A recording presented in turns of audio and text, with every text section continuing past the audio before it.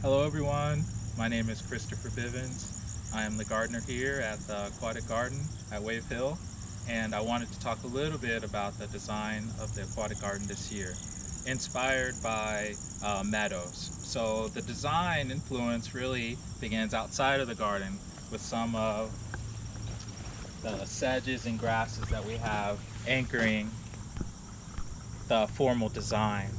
This is Carex cherokeensis, and this is its seed bloom. From far away, it gives off a very soft texture, and I wanted to pull some of this soft texture into the pond.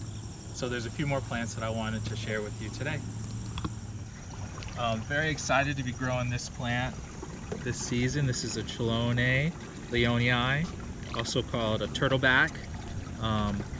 This plant, as you might know, is typically a bedding plant, so grown terrestrially out of the water, but it does tolerate wet feet, and I wanted to see this season if we could get away with growing it in the aquatic garden.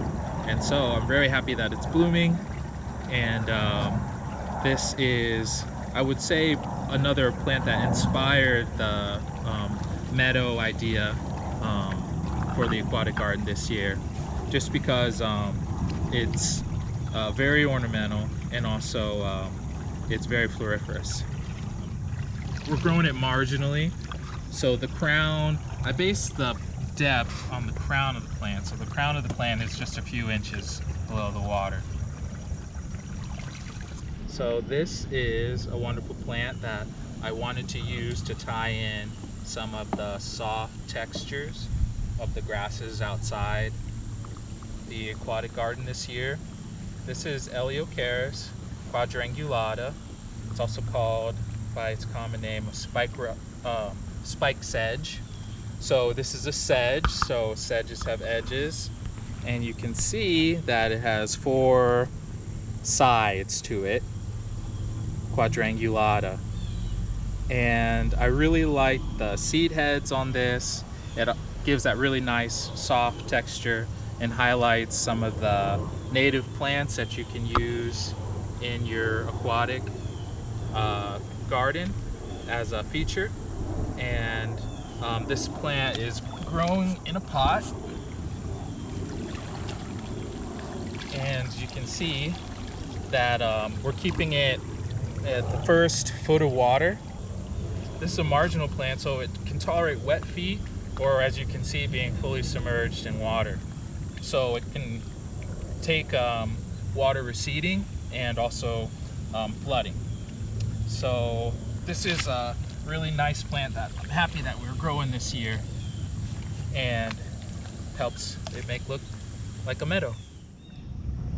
Hello, this is another plant that I wanted to highlight this season. You can see there's tons of insects flying in onto its beautiful flowers. This is Pickerel Weed, or Pontidaria cordata, and you can see it growing in Central Park. You can see it growing upstate. It is technically a marginal plant, but it can take, I've grown this in the first 2 feet of water, but I think it prefers to be a little bit closer to the surface. And again, this is in a pot, but believe it or not, we divided this plant this spring, and we only put 2 of these clumps in there. So you can see that it's just a very vigorous growing plant. It has a lot of value, like we were saying earlier, for pollinators, but also in tying in with our theme, it has a really beautiful flower. This is purple flower, but you can also get a white flower. And in previous years, I've used flowers just kind of as an accent, but I wanted to see how we could grow and highlight some of these more marginal species. So this is one of our night blooming tropical water lilies. Its name is Nymphaea Texas Shell Pink. And so one of the really unique things working with water lilies is if you have tropical, you can see them open up in the early hours of the morning, also in the evening. So it's good if you want to have consistent blooms, because the hardy water lilies typically bloom during the daytime and then close up for the evening. This serrated leaf is one of the telltale signs or easy ways to identify a tropical water lily with these points here. A really nice part of this plant is that it has this beautiful molting on the underside of its leaves. So we kind of like to leave some of the leaves upside down so people can see that. The reason I wanted to grow this night blooming water lily is A, so that we had longer blooms in the pool, but B, the contrasting color.